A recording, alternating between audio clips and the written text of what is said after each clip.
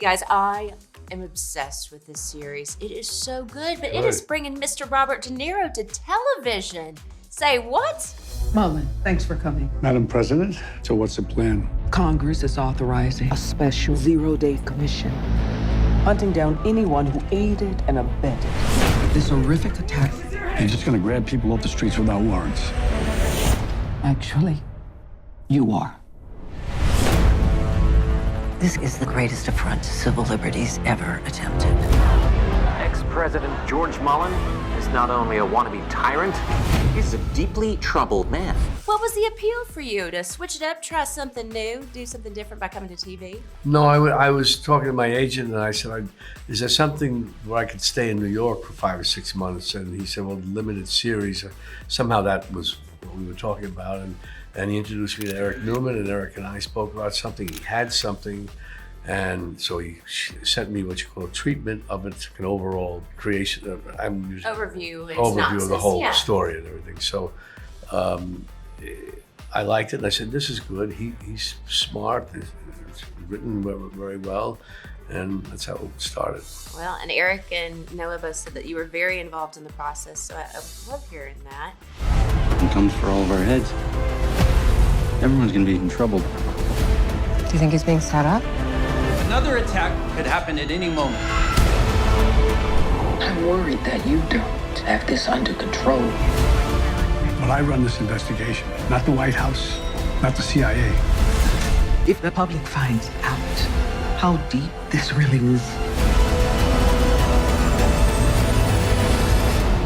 I don't think we survive that. Lizzy, you've got none other than Robert De Niro playing your father.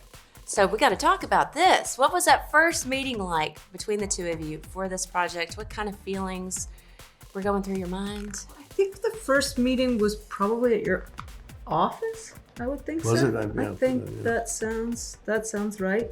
Yeah, I was also the apartment I was living in while we shot this was directly across the street from your office. So I was just looking through the window at you all the time. I mean,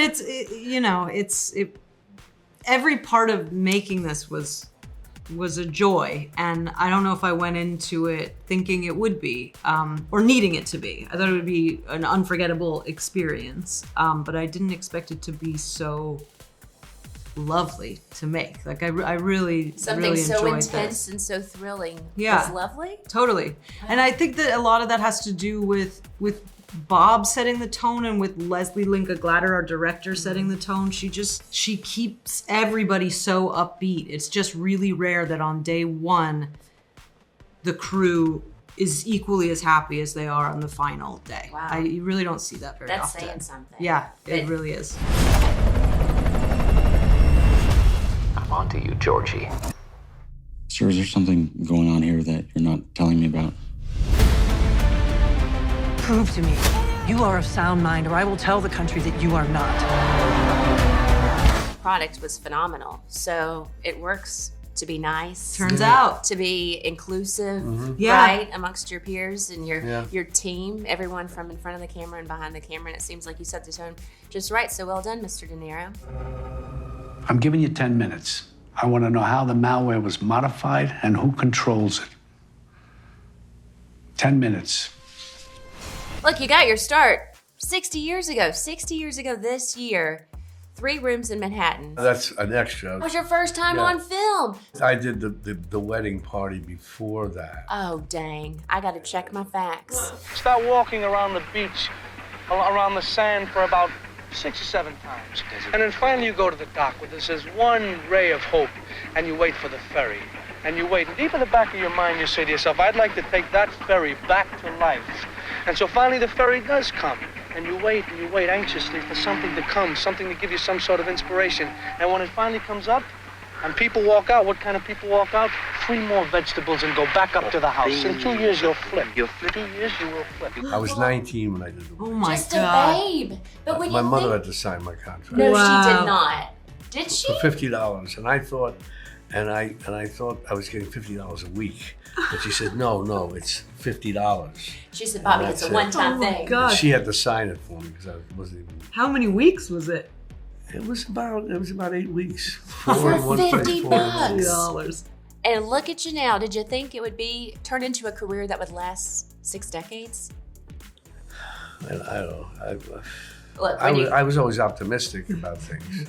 I mean, I wasn't. He's just too cool for school, isn't he? When you got it, you got it. And you got it, Mr. De Niro, without a doubt. There are so many themes in this, but one of the most touching themes is, of course, unconditional love between a parent and a child and the lessons that a parent hopes to instill. You, of course, have children, Mr. De Niro. Gia's about to turn 2. What sorts of lessons, what types of lessons are you hoping that you've instilled within your own children?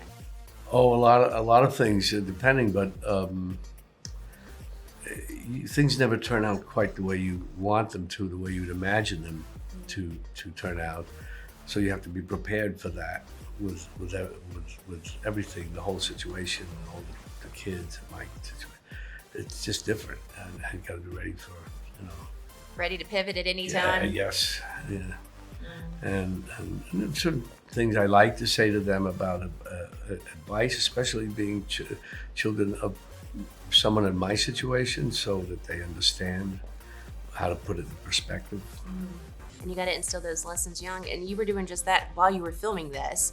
I mean, you're having these intense, emotionally charged scenes opposite your father, opposite your mother in 0 Day. And here you are raising a toddler at home. Yeah. So how were you going home and thinking about, my own, parenting philosophy whenever you're juggling scenes like this? Or is it easy to kind of keep it separate? It's easy to keep it separate, but I always think, I think it's kind of a normal feeling to think before you have kids that when you do have them, you're gonna want them to be a certain way, a little you or the best parts of you. And the reality is they're born full humans. And I figured out, I think, pretty quickly that my job is not to try to mold him into something he's not, but to let him be who he is meant to be. And as far as like life lessons that you pass on to your kids, when I think about my own childhood, they were never like lessons that I was sat down and taught. Like the moments that stay with you are so small and random. Yeah. So I think you just do the best you can. And oftentimes through observation. Yeah. Kids, soak it in, whether you want them to or not. So. Yes, I do. Thank you for your time. Well done. I mean, this cast, brilliant. Y'all knock it out of the park. Thanks. So good. Thank you. Great television. We never get a warrant for this. We don't need a warrant. What? I can't understand.